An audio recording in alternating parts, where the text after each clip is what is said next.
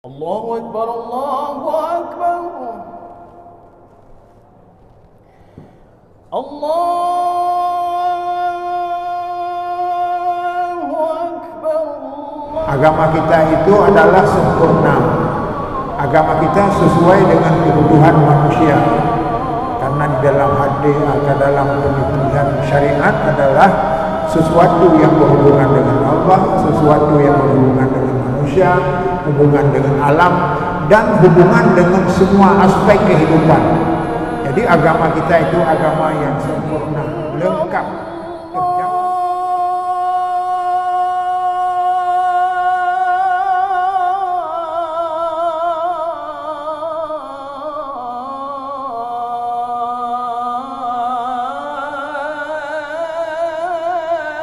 Assalamualaikum warahmatullahi wabarakatuh. Alhamdulillahilladzi nahmaduhu wa nasta'inuhu wa nastaghfiruh. A'udzu billahi min shururi anfusina wa min sayyiati a'malina. Man yahdihillahu fala mudilla lahu wa man yudlil fala hadiya lahu. Jamaah salat maghrib yang dirahmati Allah, pada malam hari ini kita mengawali kegiatan malam di samping melakukan salat maghrib berjamaah yang tentunya nilai salat kita ini akan mendapat tempat yang khusus sesuai dengan apa yang dinyatakan oleh Rasulullah SAW, bahwa salat jamaah itu adalah nilai-nilai amal yang paling berharga. Bahkan kehadiran kita di masjid saja ini disaksikan oleh penghuni langit. Man masyi ilal masjid di lailah.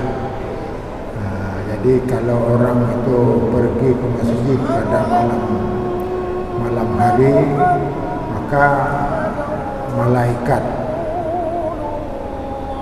akan menyaksikan. Karena apa? Karena ketika kita malam ini kan nur di samai, jadi seperti cahaya. Jadi kita yang hadir di masjid itu akan memberi sinar cahaya kepada penduduk langit. Jamaah yang berbahagia, malam ini kita lanjutkan apa yang telah kami sampaikan pada malam Rabu yang lalu, yang sering menyangkut dengan kematian, menyangkut dengan kubur, menyangkut dengan hari kiamat, surga dan neraka. Maka malam hari ini harus kita ganti dengan yang lain. Karena jangan lahir kesan bahwa umat Islam selalu dalam suasana takut, dalam suasana gundah. Karena apa? Karena yang dihadapi adalah sangat besar. Kita sudah menyaksikan betapa dahsyatnya sejak kita meninggal. Inna ba'dal mauti asyad. Waktu itulah semua kegiatan-kegiatan yang akan dihadapi manusia itu sangat berat. Jadi beratnya baik dengan api neraka yang sudah kita bayangkan, bagaimana azab pada hari kiamat. Justru tubuh kita sendiri ini adalah menjadi kayu api bagi orang-orang yang tidak beramal. Demikian pula tubuh kita kadang-kadang yang sudah hangus dibakar diganti lagi dengan yang lain. Ini semuanya sesuai dengan kegiatan azab, sesuai dengan amal kita sendiri. Sebaliknya yang sudah kita terangkan, sebaliknya bagi orang yang taat, apalagi menjaga salat jamaah, maka orang itu tidak merasakan kecuali dalam kadar yaitu salat waktu 5 waktu. Jadi kalau salat 5 waktu hanya beberapa menit, bahkan bisa saja 1 jam, maka orang itu tidak akan merasakan sengsara pada hari kiamat yang dihadapi hanya sekedar 1 jam. Dan yang 1 jam itu juga bisa saja tidak dihisab, karena di dalam hadis Rasulullah menyatakan orang akan diberi kelebihan 5, tapi judul pada bukan malam, bukan untuk ini, tapi sepintas kita terangkan bahwa pada malam itu, pada hari-hari yang kita akan diazab, tidak ada azab, bahkan hanya 10 menit saja atau 1 jam saja. Ini bagi orang yang menjaga salat. Maka disebutkan dalam hadis itu bahwa ada beberapa kelebihan yang orang tidak diazab. Di antaranya adalah man shalla salatal jamaah, orang yang menjaga salat berjamaah. Maka demikian kaum muslimin muslimah di mana saja berada, ini perlu digerakkan, harus menjadi sebuah budaya umat Islam itu adalah salatnya tetap berjamaah. Di samping kelebihannya yang luar biasa, dan juga akan diberi kelebihan-kelebihan yang lain di dunia ini. Di antaranya la yusabihu faqrun fi dunya, orang itu tidak diberi musibah miskin di dalam hidup di dunia ini. Jamaah yang berbahagia, pada malam ini kita fokuskan kepada sebuah uraian dalam kitab Fiqhun Nasri wa Tamkin, yaitu hukum syariat yang berhubungan dengan kemenangan dan kejayaan. Ini kenapa harus ini diangkat? Karena ini ada perasaan kemarin kalau begitu azabnya luar biasa, semangat kita ini seperti gundahnya tidak pernah berakhir, sehingga dulu di rumah memikirkan hari kiamat, tidak perlu mengamalkan, dan yang dihadapi adalah suatu tantangan, tidak bersemangat, bahkan yang lebih aneh lagi kadang-kadang tidak mau bekerja lagi, duduk saja berpangku tangan dan sebagainya. Dan inilah yang perlu kita luruskan pada malam ini.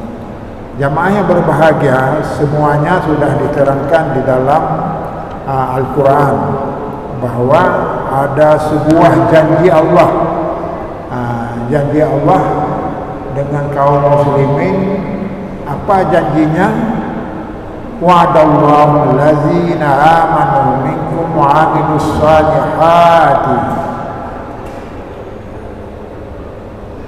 la yastakhlifannahum fil ardi kama stakhlafal ladzina min qablihim wa la yumakkinanna lahum dinahum alladzi irtadalahum wa la yubaddilannahum min ba'di jawbin amna ya'buduni la yusyrikuni wa ulaika hum fasiqun.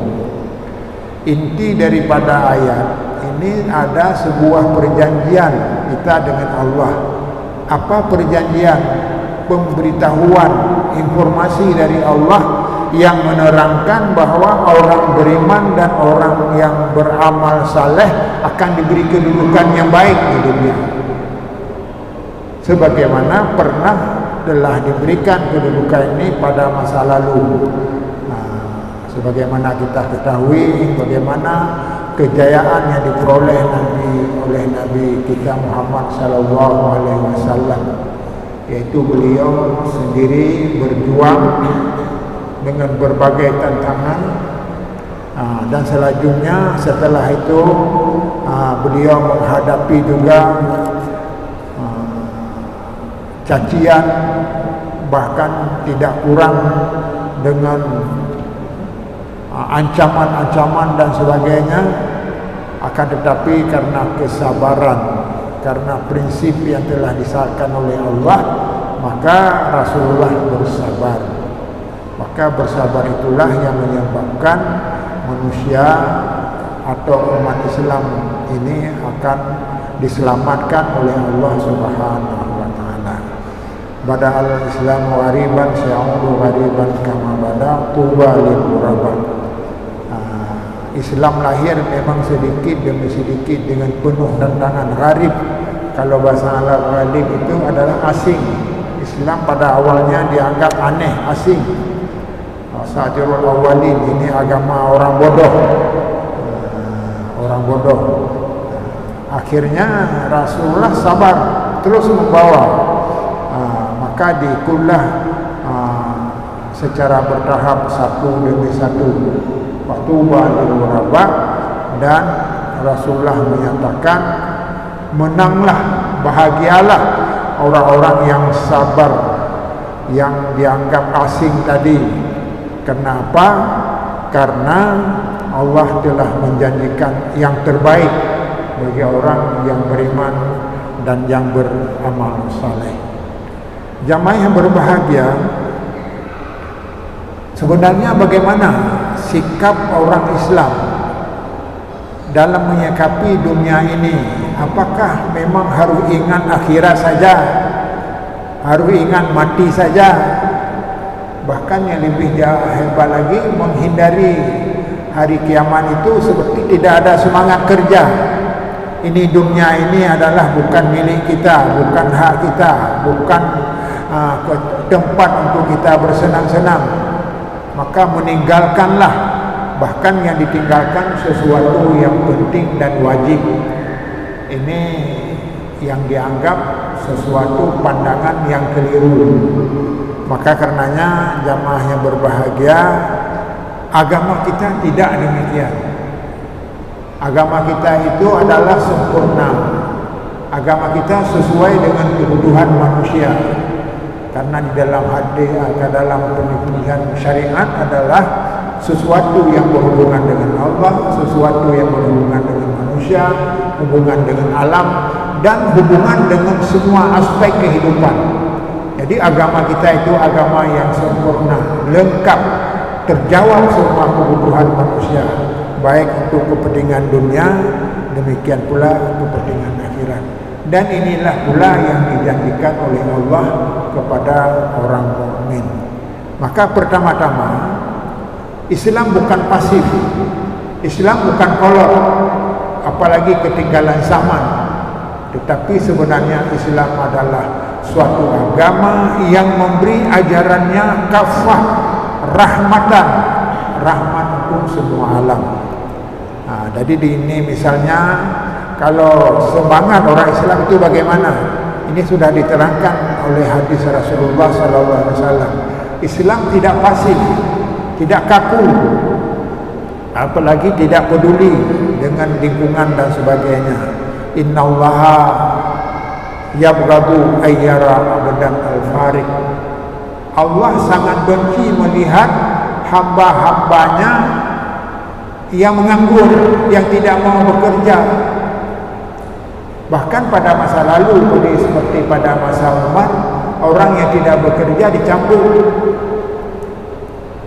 Jadi kalau ini sebenarnya ini sudah berlaku cambuk dengan pelaksanaan syariat. Ikutlah salah satu di antaranya apa yang dibawakan oleh Umar. Cambuk saja orang yang malas tanpa alasan. Tapi kalau malasnya karena sakit, malasnya karena menjaga orang tua, tidak sempat berkiprah lebih jauh, itu lain lagi. Tetapi kalau memang semata-mata duduk saja tanpa bekerja, itu bukan syariat Islam. Tetapi apa? Ini adalah orang yang berhak dicambuk. Maka barangkali nanti akan dibuat sebuah kanun, karena ada sebuah kesukaan untuk orang Islam di Aceh boleh membuat kanun dalam pelaksanaan syariat. Syariat Islam di Aceh adalah diakui oleh negara, bahkan tidak pernah dianggap suatu penyimpangan bila bertentangan dengan hukum negara. Hukum syariat Islam di Aceh itulah hukum negara.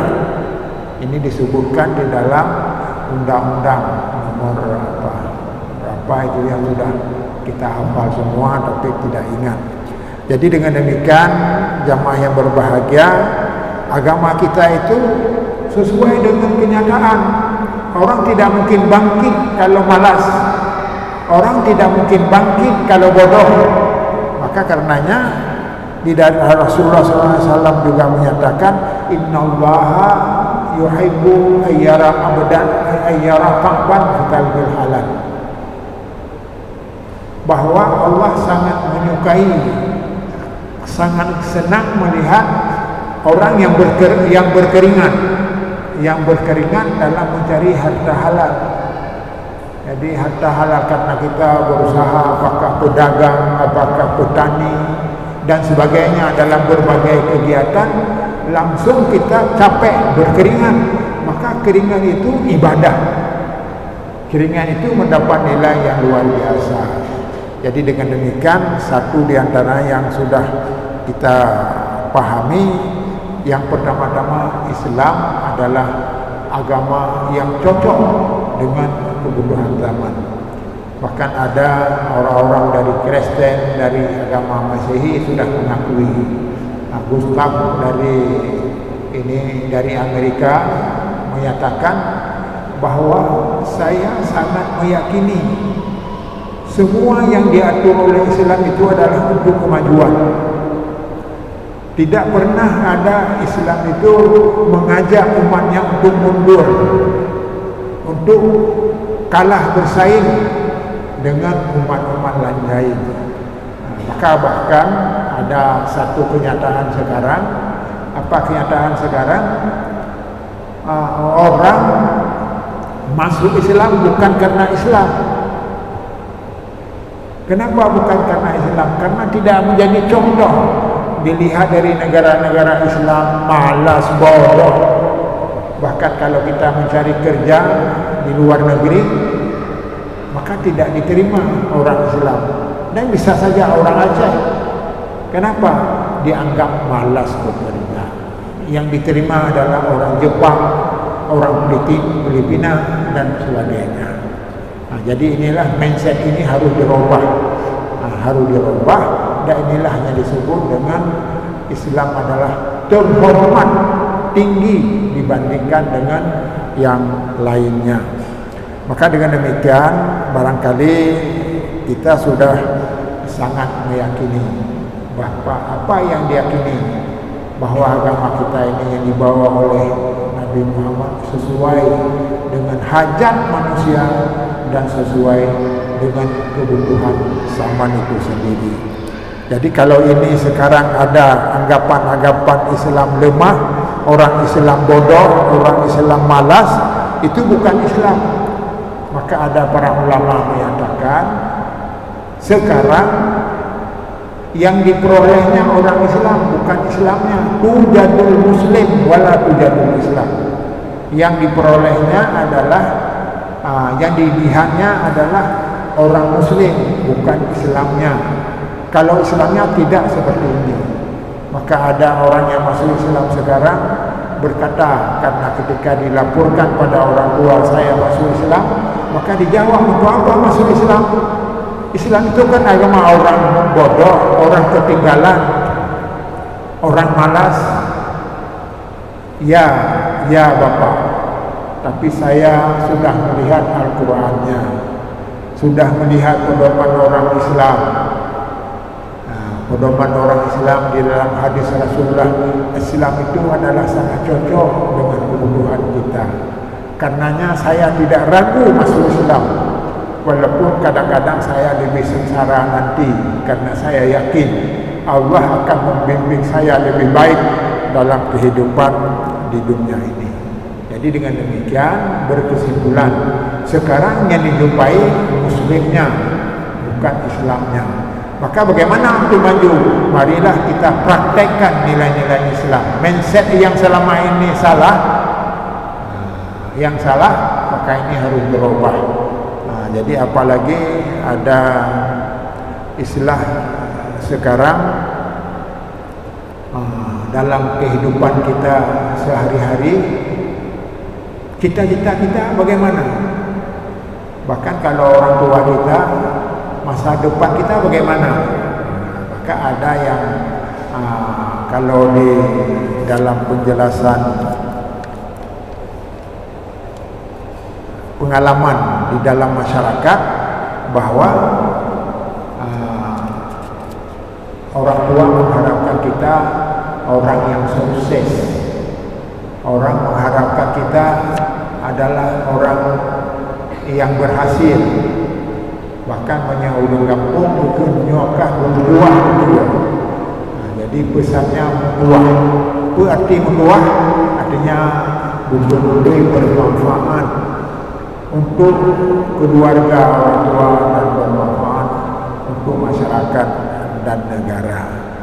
Maka karenanya pada malam hari ini kita batasi sedikit apa saja yang penting kita sikapi supaya pandangan-pandangan yang keliru itu tidak dikembangkan dan tidak diamalkan.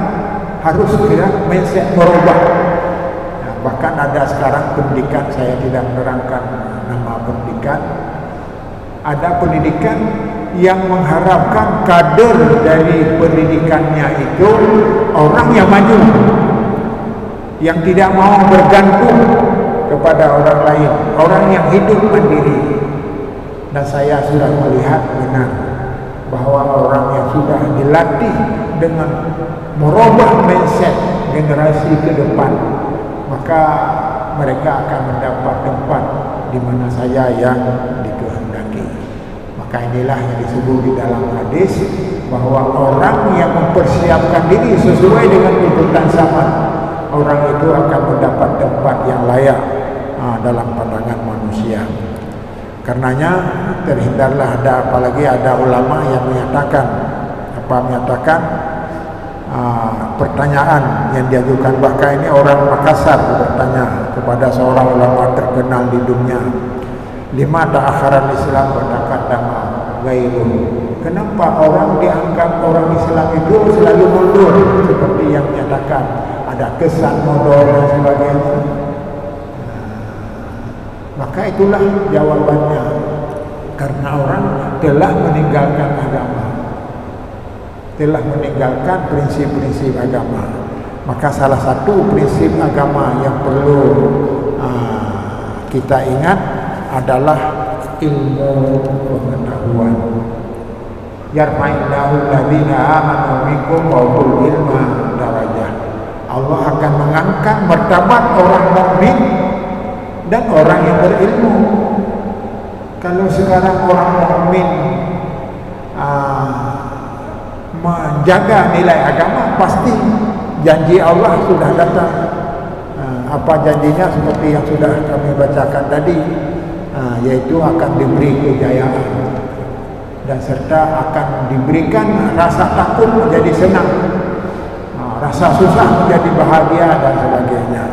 Maka itulah judul sehingga kami angkat dengan topik yaitu agama Islam menuju kemenangan dan kejayaan. Dan sudah terbukti.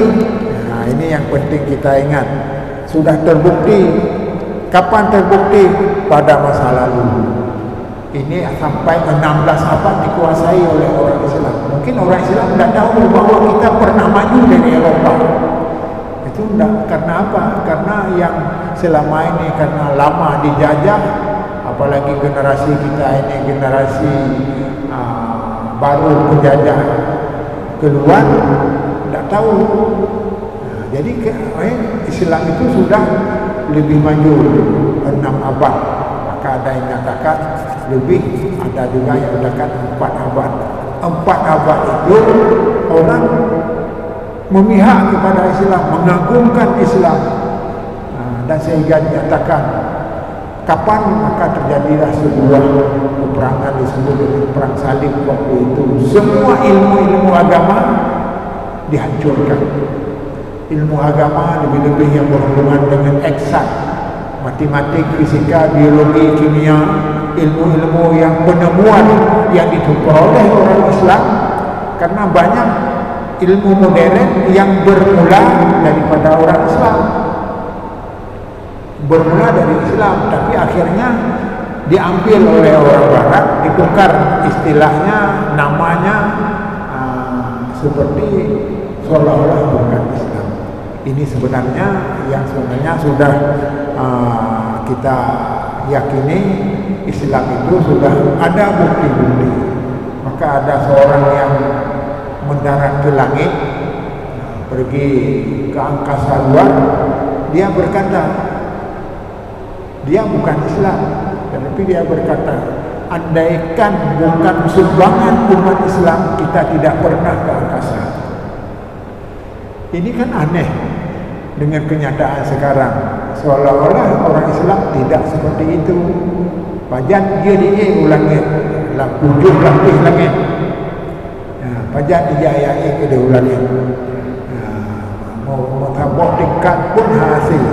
Yang karena bertanya hana ini. Tapi sekarang sudah ada orang negara-negara yang sudah merencanakan untuk membangun rumah di angkasa, untuk pindah ke angkasa. Dan mungkin pada satu saat tanda-tanda kiamat, dipikirnya kiamat tidak masuk langit, sebenarnya dihancurkan semua. Ada rencana untuk pindah ke angkasa dan sebagainya. Jadi dengan demikian, salah satu sebagai bukti sebenarnya ini sudah cukup diberikan oleh Rasulullah Sallallahu Alaihi Wasallam tentang bukti-bukti kejayaan umat Islam.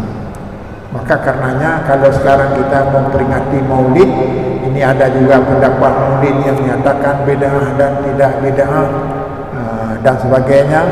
Maka pada prinsipnya ini sudah ada sejak dahulu. Bahkan yang memperkasai pertama adalah orang Islam Salahuddin Al-Ayyubi. Hanya beda dengan Maulid kita sekarang. Kalau Maulid sekarang ini cenderung adalah pada makan, lebih cenderung. Walaupun makan pun tidak ada masalah kalau dibutuhkan. Pada masa Ayyub Al-Ayyubi itu, dia mengadakan pesta besar dalam merayakan kemajuan Islam. Maka yang dikaji apa? Kenapa umat Islam maju pada masa lalu, kita sekarang tidak? Ini yang dibahas oleh Salahuddin Al-Ayyubi. Maka akhirnya bangkitlah, dibuat perlombaan tentang sejarah Rasulullah Sallallahu Alaihi Wasallam. Maka karenanya tidaklah berlebihan kalau katakan, jangan lagi kita angkat bahwa Muslim adalah Maulid itu adalah bid'ah, karena bid'ah dan tidak bid'ah menurut alasan. At-tabarru alamatul hakikah, dalam ini alasan artinya semua itu berdasarkan alasannya. Jadi kalau alasannya merayakan Maulid memperingati sejarah Rasulullah, itu kenapa harus disebutkan bid'ah? Karena pada masa sebab ada istilah bid'ah sesuatu yang tidak pernah dilakukan oleh Nabi, tidak ada contoh pada Nabi. Tidak ada contoh pada Nabi.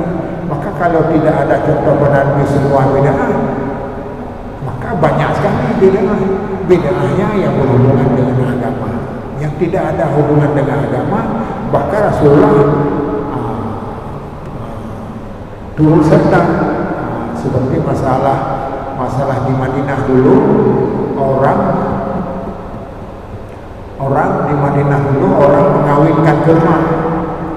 Maka waktu Rasulullah seperti dilarang, ketika dilarang maka penghasilannya kurang. Dilaporlah pada Rasulullah, kenapa berkurang? Rasulullah, karena kami ikut tidak lagi, ternyata berkurang. Anta a'lamu bimuridukum, itu urusan dunia, terserahlah kepada kamu, kepada kita semua. Jadi masalah dunia itu tidak ada hubungan dengan bid'ah kecuali yang menyimpang. Maka dengan demikian, apa yang dikatakan oleh Imam Nawawi itu terbagilah sesuatu yang belum diatur oleh Nabi, ada 5 macam. Yang diatur oleh Nabi tetapi karena sangat dibutuhkan sekarang, maka hukumnya wajib walaupun bid'ah. Dari segi lugawi itu sudah diterangkan pada kedua. Ada yang makruh, ada yang wajib, ada yang haram. Maka prinsipnya bukan saja haram, tetapi ada yang syirik. Jadi dengan demikian jangan ada praktek-praktek yang baru itu yang di dalamnya mengandung nilai-nilai syirik. Dan inilah yang sebenarnya dilarang. Dengan demikian jamaah yang berbahagia, saya yakini umat Islam tidak masalah lagi membedakan sesuatu yang belum dipastikan hukumnya, sebab semuanya harus ada alasan. Al-illatu jalibatul lil-hukmi wujuda wa adama. Jadi apa? Alasanlah yang menentukan ada hukumnya. Kalau hukumnya bid'ah, jangan nanti kita anggap bahwa bid'ah tidak ada. Bukan, ada bid'ah. Bahkan bid'ah itu adalah penghuni neraka. Orang yang melakukan bid'ah adalah penghuni neraka. Maka kita hindari saja. Jadi dengan demikian sudah dapat dimaklumi. Jamaah yang berbahagia, barangkali karena waktu, jadi kita simpulkan beberapa hal saja yang penting menyikapi untuk kemenangan dan kejayaan sesuai dengan apa yang diberi arah oleh Rasulullah SAW. Yang pertama, dengan ayat sudah jelas tadi, Allah mengangkat martabat orang mukmin dan orang yang berilmu beberapa derajat. Dengan demikian kapan saja, di mana saja orang Islam yang peduli terhadap ilmu pengetahuan itu dibangkit, akan dikembangkan. Memang inilah bangsa kita sekarang kadang-kadang ini seperti tidak mau belajar. Saya dulu jadi pengurus ISMI di kabupaten, dan sering ada undangan oleh Habibie waktu itu. Kemudian dibuat pesawat dan sebagainya, ya, sehingga kami akan hadir ke tempat dibuatnya pesawat. Bagaimana cara membuat pesawat? Maka di sana kita melihat, kita lihat bahwa dia tidak langsung dibuat, tetapi ada contohnya dari kayu dulu. Kayu itu dirubah jadi besi, besinya jadi yang diterbangkan dan sebagainya. Jadi apa yang menarik? Nama CN-135 kalau tidak salah itu sudah dipesan oleh banyak negara, tetapi karena Habibie sudah tidak ada lagi, proyek ini ditiadakan.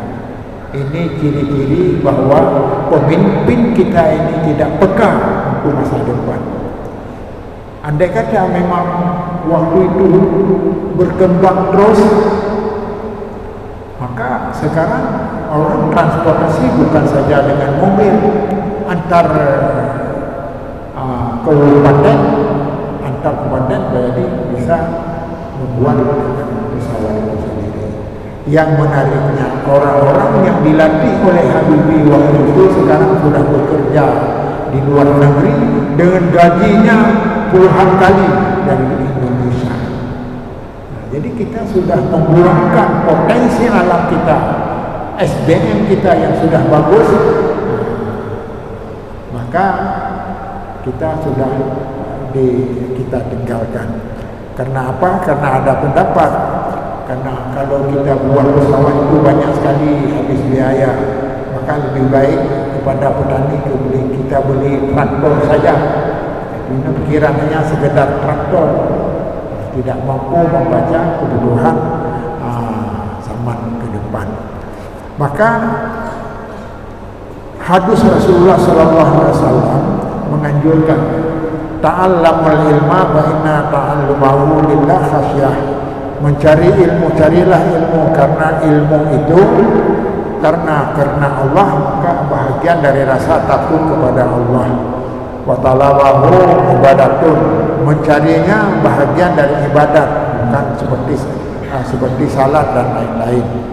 Dan yang lebih penting, kata Rasulullah SAW, orang yang mencari ilmu yunazila inna talbal ilmi yunazilu manzilatal akhyar wa yablugul abdu darajatil ula fi dunya wal akhirah. Artinya Allah akan menempatkan orang yang berilmu di mana? Pada tempat yang ia suka. Bangsa kita ini bagaimana ke depan? Jadi ilmu, kalau ilmu sudah ada, maka ilmulah yang menentukan tempat kepada kita. Jadi apakah maju akan mundur ditentukan oleh tingkat kemampuan. Maka ada ulama yang menyatakan dari luar negeri, siapa yang menguasai pendidikan, pengetahuan sekarang ini, itulah yang menguasai dunia ke depan. Ini sudah diterangkan. Ini baru saja ada contoh di Palestina. Ini Palestina hanya dengan Hamas, dengan negara yang seperti itu. Bahkan senjata saya dengar itu hanya senjata sederhana saja. Tapi sekarang sepertinya Israel sudah kalah. Jadi kita karena tidak tahu, maka tidak perlu kita jelaskan lebih panjang dan sebagainya. Yarfa'ullahu wa yablughul amru, hamba masyarakat akan memperoleh derajat yang tinggi di dunia dan akhirat. Ilmulah yang menempatkan seseorang derajatnya terhormat di dunia dan akhirat. Yarfa'ullahu bihi aqwaman wa yaj'aluhu bil khairi qadatun. Dan Allah akan mengangkat bangsa-bangsa yang cinta pada ilmu, yaitu menjadi panutan. Kenapa sekarang kita masalah kesehatan saja harus ke Malaysia? Ini karena pengetahuan mereka lebih baik daripada kita. Tapi sekarang sudah mulai berubah. Rumah sakit juga sudah mulai diakui dalam segi pelayanan. Tapi belum tentu dalam hal-hal peningkatan di pengetahuan dalam bidang kesehatan. Karena waktu sudah berakhir, nanti kita lanjutkan beberapa prinsip dalam memperoleh kemajuan atau dalam memperoleh kemenangan dan kejayaan. Apalagi dalam suasana sekarang, orang masyarakat kita sedang mempersiapkan diri untuk memilih pemimpin. Tentu saja pemimpin ke depan harus diingat, yaitu orang-orang yang mampu mengangkat masyarakat Aceh ini lebih maju daripada masa-masa yang lalu. Wabillahi taufiq wal hidayah.